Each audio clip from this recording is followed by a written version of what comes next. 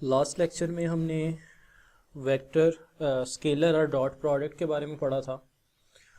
आज हम उससे रिलेटेड जो है वो दो एग्जांपल्स हैं जो कि इम्पोर्टेंट हैं वो करते हैं। इसमें सबसे पहले है एग्जांपल 2.4। एग्जांपल 2.4 जो है इसकी स्टेटमेंट है कि अ फोर्स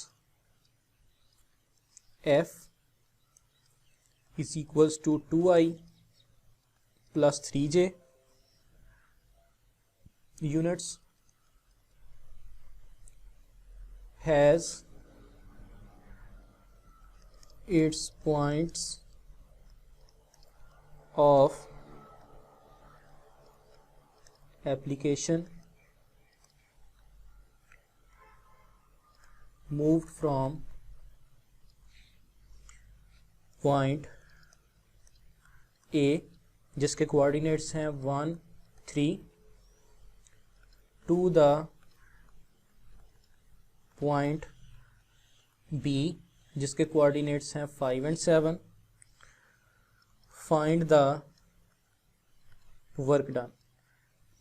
अब कोई भी न्यूमेरिकल या कोई भी एग्जांपल करने से पहले आपने उसकी स्टेटमेंट जो है उसको अच्छे तरीके से समझ लेना है कि वो उसमें पूछ क्या रहा है। सबसे पहले हम इसके अंदर डाटा देखते हैं कि हमें क्या क्या डाटा जो है वो गिवन है। हमें एक फोर्स दी हुई है जिसकी वैल्यू है 2I plus 3J।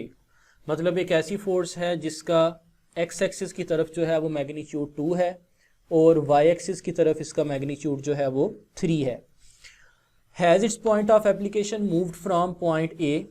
इसको हमने ए पॉइंट से मूव किया जिसके कोऑर्डिनेट्स हैं 1 and 3। जैसे फ़र्ज़ करें कि ये आपके पास पॉइंट ए है जिसके कोऑर्डिनेट्स हैं 1 and 3 और इसको हम लेके गए एक बी पॉइंट तक जिसके कोऑर्डिनेट्स हैं 5 and 7। यानी कि एक ऑब्जेक्ट है जिसके ऊपर फोर्स लगा के हम उसको ए पॉइंट से बी पॉइंट के ऊपर मूव करके लेके गए। आपने इसका वर्क डन जो है वो कैलकुलेट करना है। बी के कोऑर्डिनेट्स हैं 5 and 7 और हमने कैलकुलेट करना है जी इसका वर्क डन।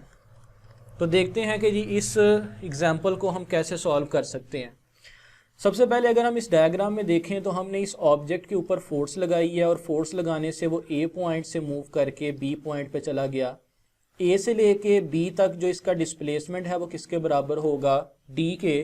तो यहाँ से अगर हम वर्क डन निकालना चाहें तो वो हम कैसे निकालेंगे, it should be the dot product of force and displacement.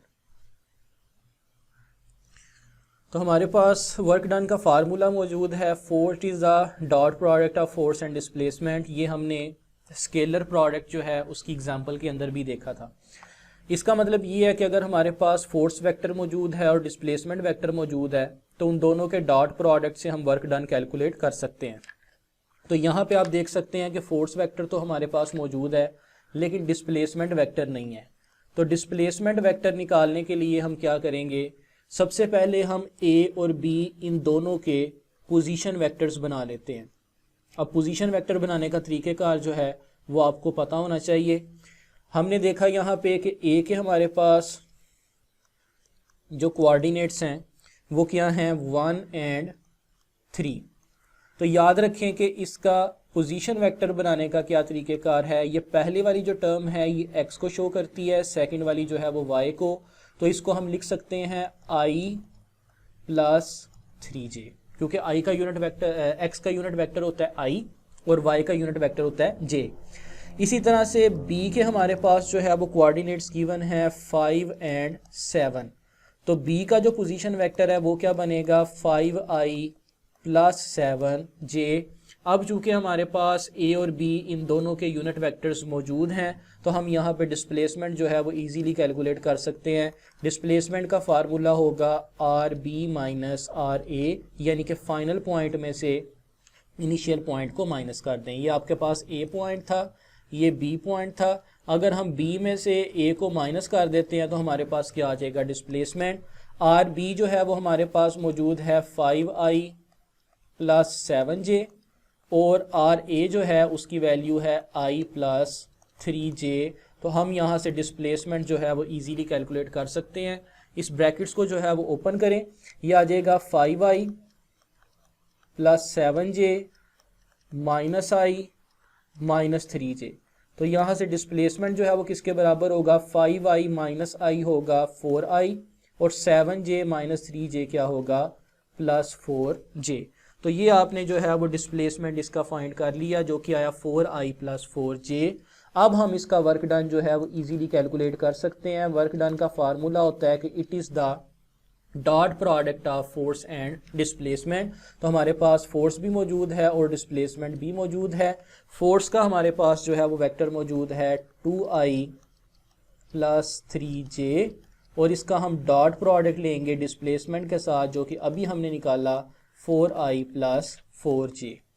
तो देखें इसमें डॉट प्रोडक्ट के केस में हमने पढ़ा था रेक्टेंगुलर कंपोनेंट्स के केस में कि हम सिर्फ और सिर्फ सिमिलर वेक्टर्स को ही आपस में मल्टीप्लाई करते हैं। तो 2 × 4 क्या होगा, 8 और i डॉट i का मतलब है 1। इसी तरह से 3 × 4 क्या होगा, 12 और j डॉट j का मतलब 1 है। तो हमारे पास इसका जो वर्क डन है वो कितना निकल आएगा, 20 यूनिट्स। हमने यहाँ पे यूनिट्स इसलिए लिखा क्योंकि हमें इसका यूनिट नहीं था गिवन कि ये न्यूटन मीटर में है या जूल में है या किस यूनिट में है, तो इसीलिए हम सिंपली जो है वो यहाँ पे यूनिट्स के साथ इसको शो करेंगे। नेक्स्ट जो हमारे पास एग्जांपल है वो है जी एग्जांपल 2.5। इसकी स्टेटमेंट है फाइंड द प्रोजेक्शन